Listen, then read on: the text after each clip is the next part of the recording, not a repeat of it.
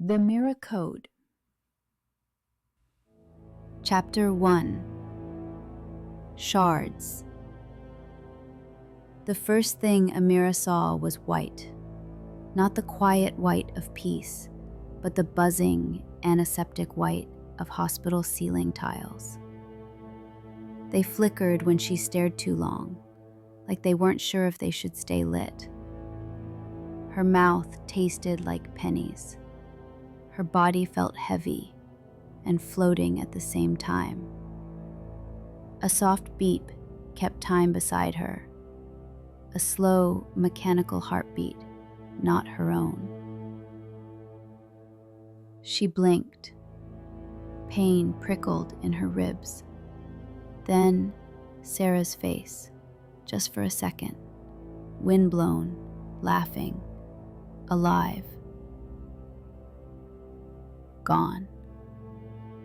Amira sat up too fast. A sharp ache coiled down her spine, and the room wobbled. Walls stretched, then snapped back. A nurse entered, smiling, the way people do when they know something you don't. "You're lucky," she said, placing a trembling hand over Amira's. "You're awake." Amira blinked again. "Sarah?" The smile faltered. "The doctor will be in soon." That was answer enough. She didn't remember the accident, only the screech, metal on metal, like a scream with no lungs, her hand flying out, a tree rushing toward her face like it had somewhere else to be. Her mother's voice filled the silence after that, not in memory, now, here, in the hospital, crackling over sobs like broken glass. My baby's alive." But Amira didn't feel alive. She felt like someone who had watched herself die. They discharged her on a Wednesday. The sky was too blue. The neighborhood didn't seem to notice a girl had been broken and stitched back into the wrong shape. Home smelled like cinnamon. Her room hadn't changed. Her mother had washed the sheets. The antique mirror her grandmother left her still sat in the corner, its brass edges dark with time. She avoided it. On her first night back, she dreamed of Sarah. They were at the lake, skipping stones, but Sarah's face was pale, bloated. Her lips moved, mouthing words Amira couldn't hear. She woke screaming. The next morning, pale light bled through the curtains as she stood before the mirror. The reflection blinked when she did, tilted its head when she did, mirrored everything until it didn't. It lingered, just a breath too long. Its eyes stayed fixed even after she turned away. She laughed, a dry, brittle sound, and looked back. The reflection was normal, her hair mussed, one eye still swollen from bruising. Nothing odd, except for the taste of dread rising like bile. By Friday, the world had started moving again, but Amira had not. The school counselor left messages she ignored. Her mother hovered like a bird with clipped wings. Friends texted, but she felt like a ghost in her own home. Then the flickering began. She would walk past the mirror and see her reflection smile when she didn't. Just a twitch, just the corners of its lips lifting, like it knew something she didn't. Her pulse would stutter. She'd whirl around, only to see herself, frowning back. Was it stress? Trauma? Her therapist, Dr. Lin, once said the brain shields itself from what it can't hold. "You may not remember now," she'd told her gently, "but memory returns in fragments." That night, Amira stood at the mirror, hands pressed against the cold glass. She whispered, "Do you know what happened?" The reflection didn't answer, but it looked like it wanted to. Chapter 2. Cracks in the glass. The mirror watched her. Not always, not obviously, but enough. Amira kept testing it, tilting her head, holding a blink, twitching a finger. The reflection obeyed until it didn't. On Sunday morning, she leaned in, eyes bleary from sleeplessness. The glass was clean, almost too clean. Her face looked softer in it, slightly off, like a photograph filtered through memory. She yawned, mouth wide and raw. The girl in the mirror did not yawn back. She only smiled.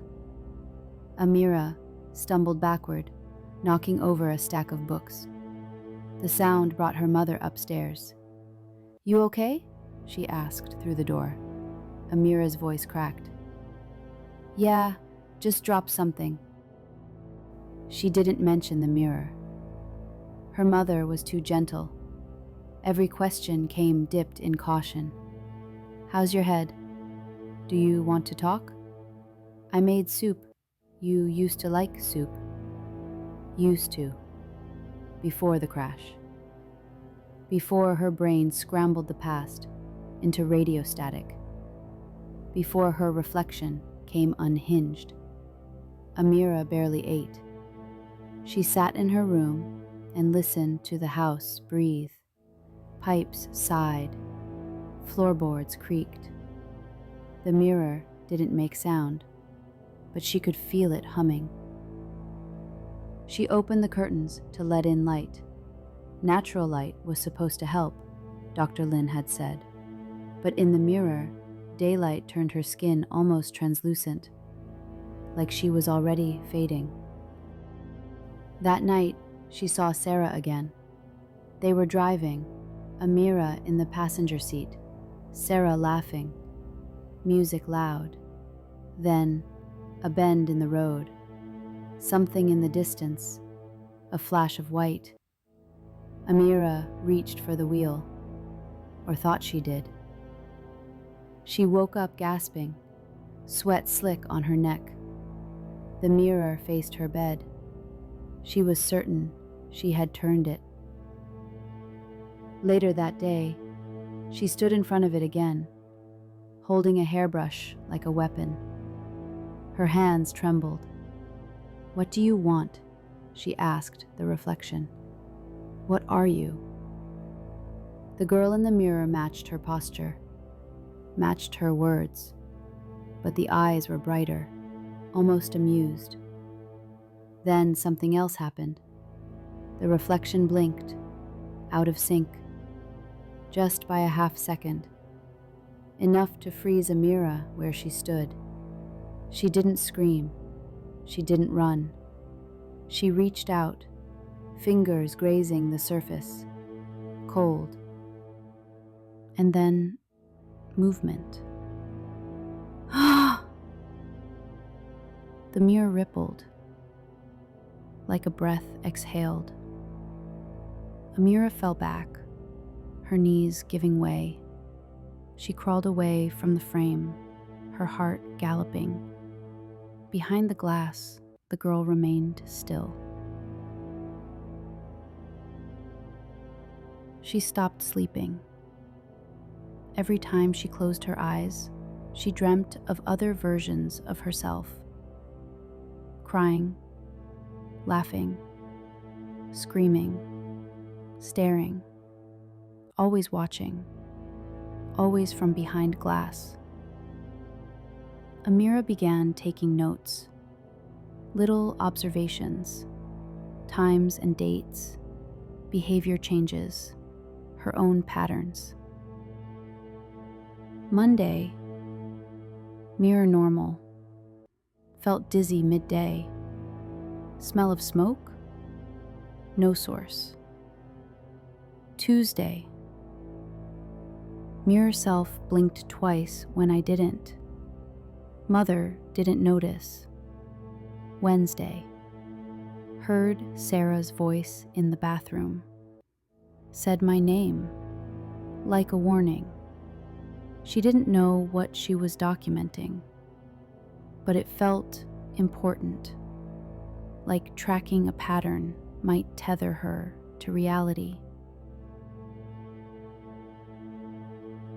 By Thursday, she caught herself whispering to it, "I didn't kill her." The mirror girl didn't answer, but for the first time, she looked sad. Chapter 3. Flickers of Another. The flashbacks came like sharp breaths, sudden and wrong. Amira would be walking through the hallway, and a fragment would strike. Sarah's perfume, warm summer air, the distant whir of tires spinning fast. Then a blur of color, blue and red, someone screaming. Then nothing. She stood at the kitchen sink, water running over her fingers, when the first full memory hit. Not a dream, not a vision, a memory. They were in Sarah's car. Amira was behind the wheel, not Sarah. She blinked, and the image shattered. Her mother called from the living room, asking if she was all right. Amira shut off the tap and lied, "Fine." She brought it up to Dr. Lin during their Thursday call. "Memories are coming back," she said, voice quiet, almost afraid of hearing herself say it. "That's good," Dr. Lin replied, adjusting her glasses. "Sometimes trauma delays clarity, but when it begins returning, it can feel jagged." "Jagged," Amira repeated.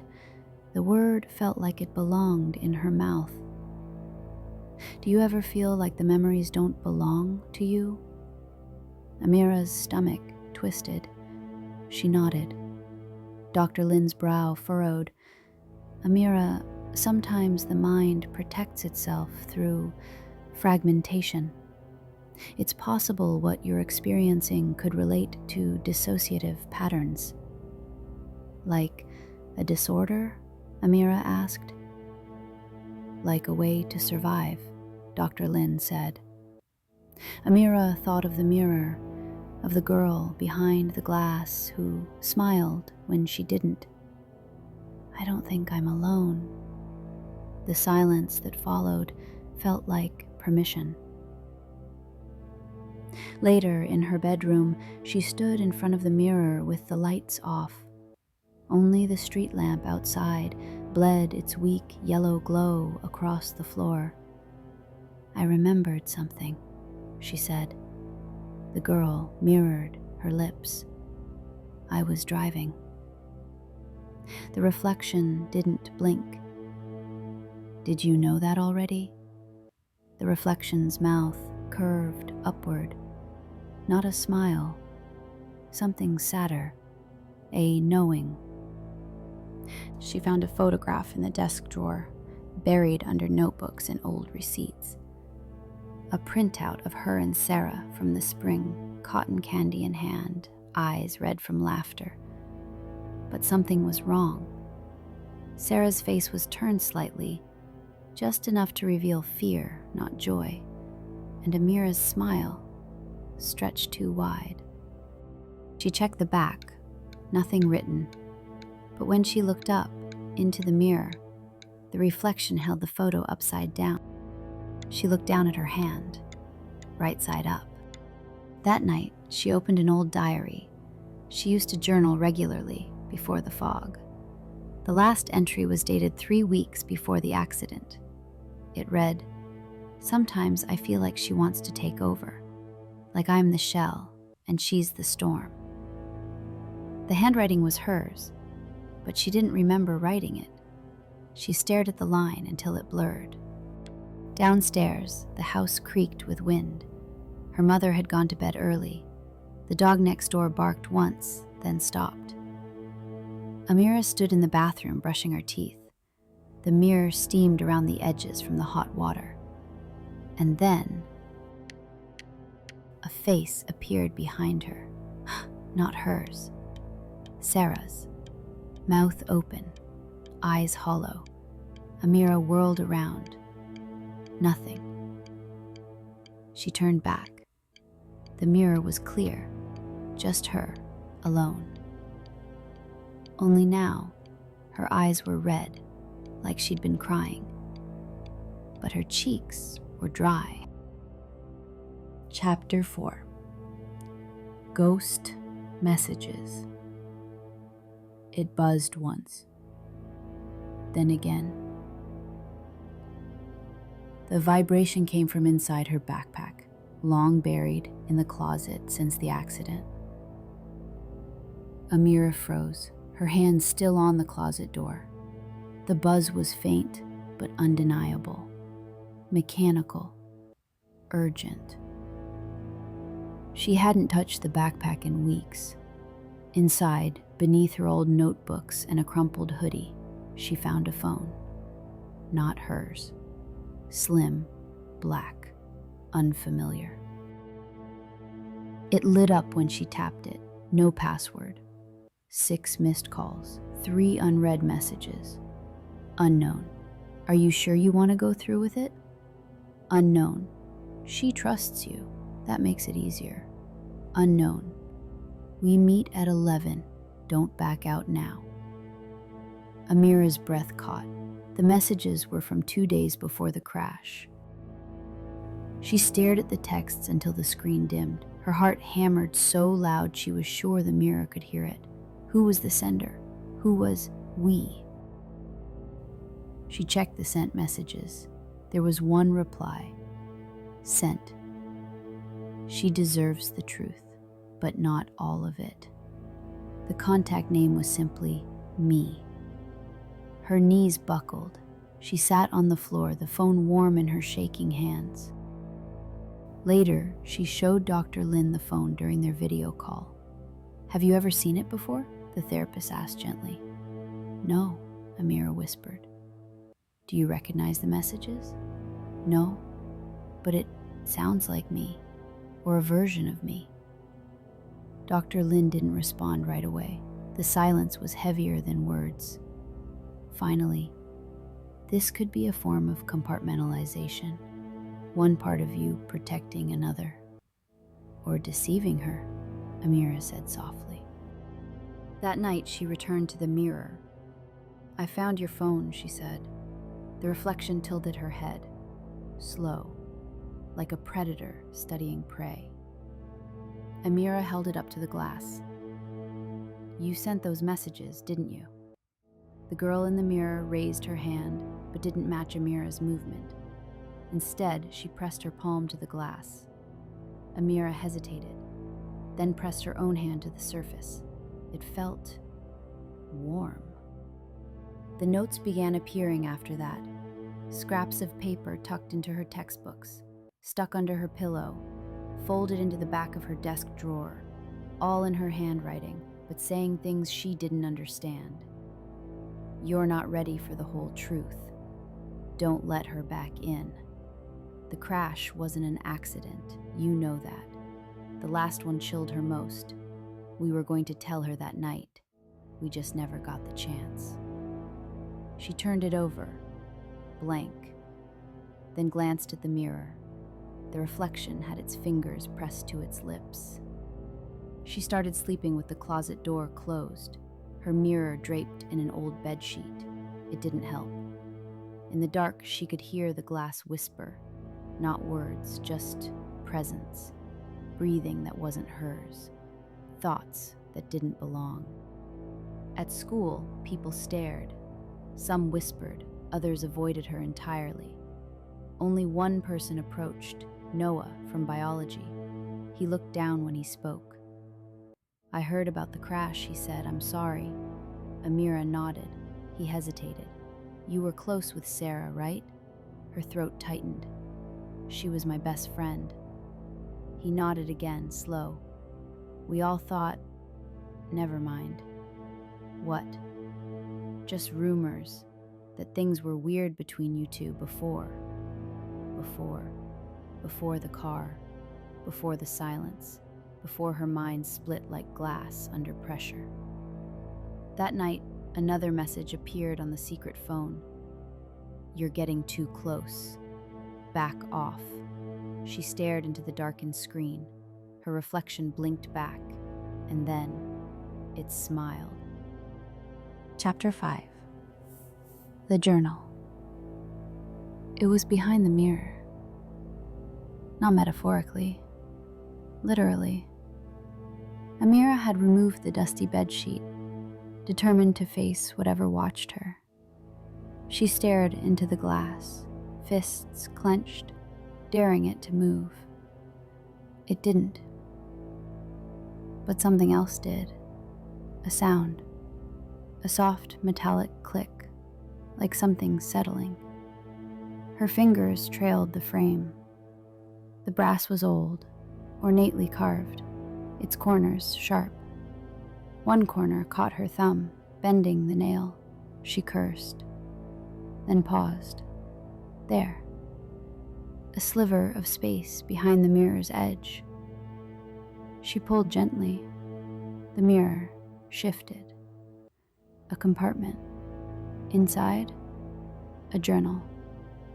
Bound in worn red leather. No lock, just a frayed ribbon. She pulled it out with trembling hands. It was hers. The first page bore her name, Amira Taleb, written in her own slanted script. Underneath, a date, 2 weeks before the accident. The entries were scattered, erratic. Some were full pages, others just single sentences, but all were unmistakably hers. Sarah doesn't remember what I told her. I think she's scared of me now. If I say it out loud, it becomes real. She flipped further. I followed her to the lake. She met someone. I think she's planning something. She called me paranoid, but I saw her. She looked guilty. The tone shifted over time, from confusion to anger to something colder. She lied, and now she wants to run. If she leaves, it all comes undone. I have to stop her, even if it means losing her. The final entry was dated the morning of the crash. Tonight, it ends. I'll drive. I'll take her to the ridge. I'll tell her everything. And if she still wants to go, it stopped there. A smear of ink, like someone's hand had slipped mid-sentence. Amira's breath fogged the air. She dropped the journal onto her bed like it burned. No, she whispered. I didn't write that. The handwriting was hers, the thoughts, almost hers, but it felt like reading a version of herself written by someone else. She turned to the mirror. The girl on the other side wasn't smiling. She looked hollow, heavy. You were going to kill her, Amira said aloud. The reflection nodded. The rest of the night blurred. She left the mirror uncovered, sat in the corner of her room with the journal open in her lap. She reread the final entry over and over. Who was she? What was Sarah planning to leave? Why did Amira write it like a confession? The next day, she confronted her mother. Was Sarah planning to leave town? She asked, her voice sharp, unfamiliar in her own ears. Her mother blinked. What? No, not that I know of. Why would you ask that? She met someone at the lake, Amira said, before the crash. Her mother's face changed, subtle, like a cloud crossing the sun. Where did you hear that? She told me. Amira. Her mother's voice turned cautious. Sarah died instantly, She didn't tell you anything." But Amira didn't answer. She was already walking away. That night, another message appeared on the secret phone. "Unknown, you opened it, now you have to finish it." She looked up. The mirror girl was holding the journal too. Only hers was open to a page Amira hadn't read yet, and her mouth was moving, soundlessly, repeating the same 2 words. "You did." Chapter 6. The Mirror Code. The mirror girl had begun speaking. Not aloud. Amira never heard a voice, but her mouth moved independent of Amira's own. She formed words Amira couldn't hear, but could almost read, and always her eyes told the truth. She remembered. On Monday, Amira stayed home. Her mother thought she was sick. She wasn't wrong. Amira locked herself in her room and stared at the mirror for hours. Her reflection did not mimic. She moved on her own schedule, looked elsewhere, smiled, only when Amira wept. The journal sat open on the desk, daring her to keep reading. She didn't. Not yet. That afternoon, the mirror fogged. Though the windows were open, the air cool, she watched as her reflection reached out, not toward her, but toward the inside of the glass. It traced letters in the condensation. W, E, then a pause.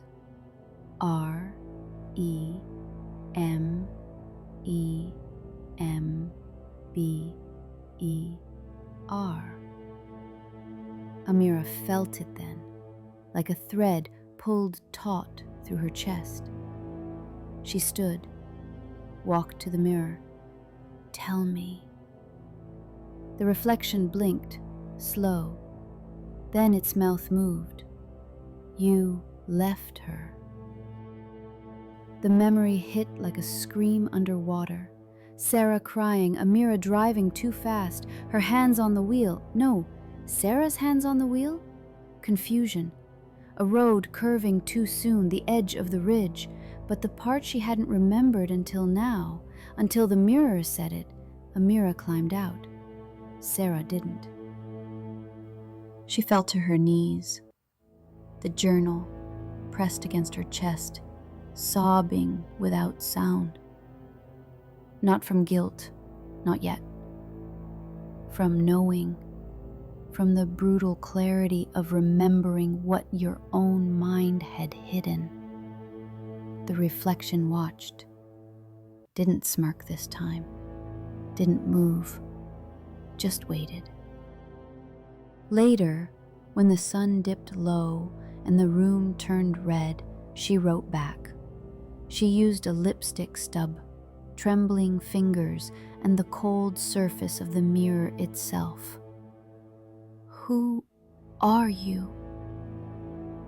The words shone wet and red against the glass.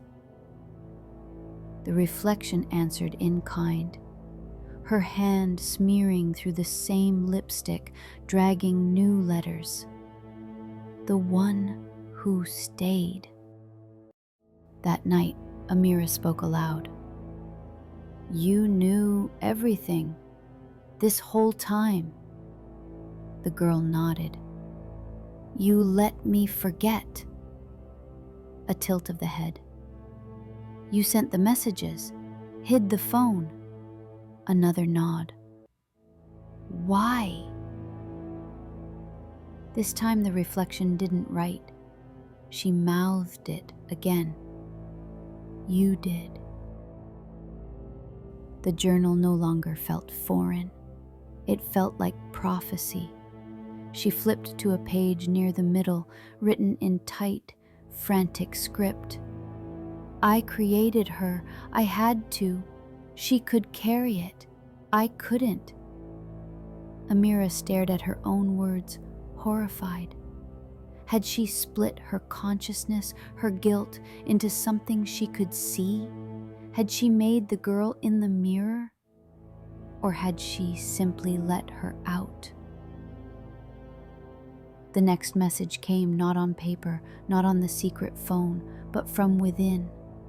A whisper, stitched from her own thoughts. The crash didn't kill her. You did. Amira screamed. Her mother pounded on the door.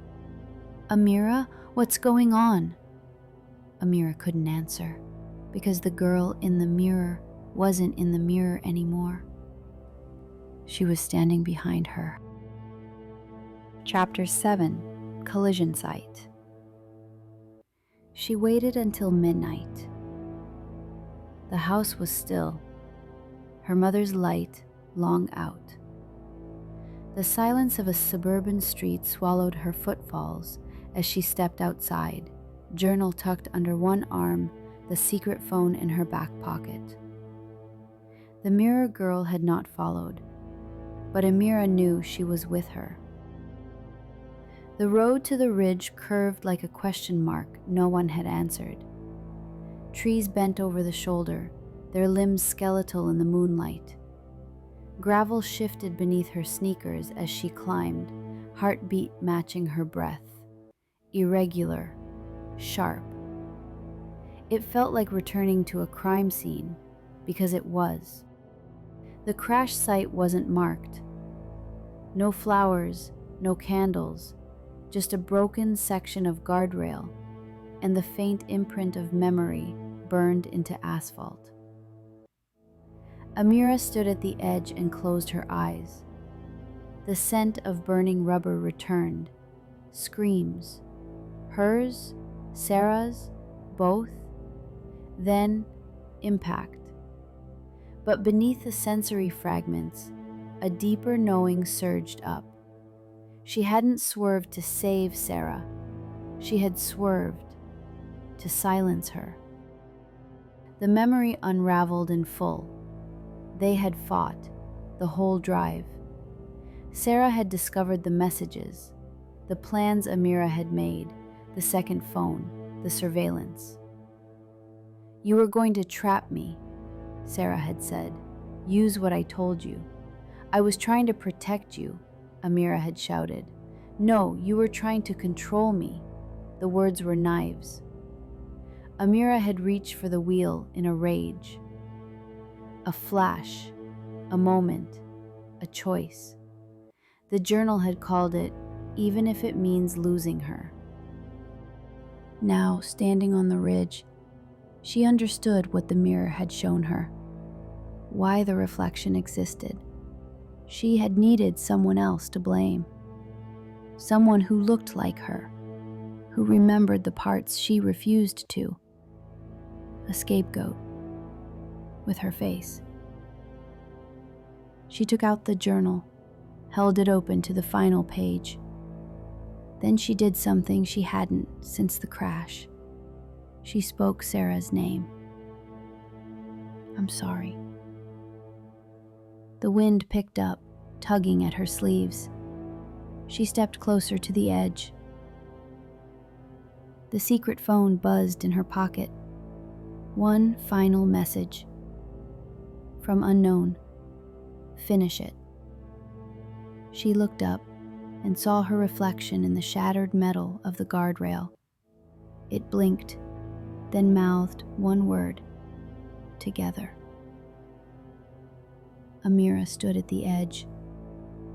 Okay, she whispered. But instead of stepping off, she stepped back. At home, she took the mirror down from the wall. Her mother found her the next morning sitting cross-legged on the floor, shards of glass spread around her like fallen stars. Blood ran down her palms where she had touched the edges, but her eyes were clear. No fear, no echo, just her, whole. Chapter 8. Integration or Annihilation. The mirror was gone. She had broken it, glass scattered, light fractured, but it hadn't been enough. Because the mirror was never the only boundary, Amira sat in the middle of her room, hands bandaged, the journal beside her. The entries didn't change, the handwriting didn't morph into someone else's. It was all hers. Always had been. And now, it was time to face her. She returned to therapy, this time with no lies, no omissions. Dr. Lin listened carefully as Amira recounted the crash, the second phone, the messages, the girl in the mirror. "I made her," Amira said, "because I couldn't live with what I did." Dr. Lin's voice was calm. "You protected yourself the only way you knew how." "But she wants out," Amira whispered. "She wants to live." That night, she lit candles around the room, closed the door, faced the full-length mirror her mother had rehung without knowing the weight it carried. Amira stared at her reflection. The girl stared back. This time, she looked like Amira, but older, sharper, as if grief had sculpted her from glass and shadow. "I'm ready," Amira said. The reflection stepped forward. "You remember," she replied. Amira nodded. "I did it. I drove. I grabbed the wheel." "And you lied to yourself," the girl said. "You needed me to take the fall." "I needed someone to hate." Silence stretched. Then Amira asked, "What happens now?" The reflection pressed her hand to the glass. "You choose." Choice. It was never about who was real. It was about who would survive. Amira stepped closer, mirrored the gesture. "You're me, and you're ready to stop running." The mirror warmed under her touch. Light shimmered across the surface. No tricks, no threats. Only release. She closed her eyes and breathed in. The rush came like wind through a broken window. Images, feelings, truths unfiltered. The moment Sarah smiled one last time, the sound of shattering glass, her scream swallowed by impact. Then, stillness. When she opened her eyes, the mirror was empty, just her reflection. No delay, no mimicry, no separate presence, just Amira, tired, wounded, but whole. She boxed up the journal, the secret phone, every fragment of her false selves, buried them beneath the floorboards, not to forget, but to begin. Weeks passed. She returned to school, spoke Sarah's name aloud in biology class during a memorial project. People stared, then nodded. No one spoke of the crash anymore, but Amira did, when it mattered, when someone else needed to know what it meant to come undone and find the courage to knit yourself back together. One night, she looked into her new mirror, framed in birch, light and soft, no brass edges, no shadows, just a girl, not perfect, but finally her own. The end.